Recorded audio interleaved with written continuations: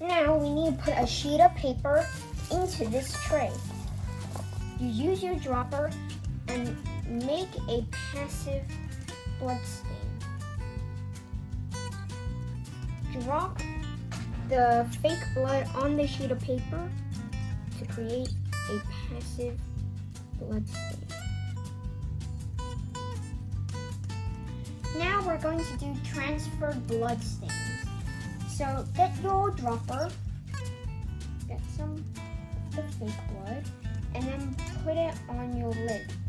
And then use your brush and then brush it around.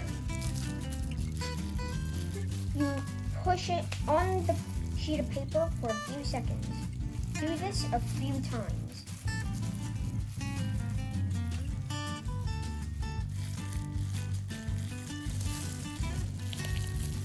Now we move on to projected blood stains.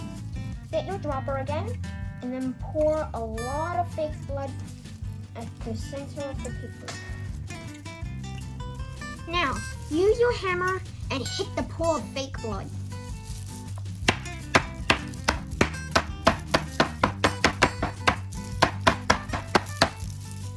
Now you got yourself a projected blood stain.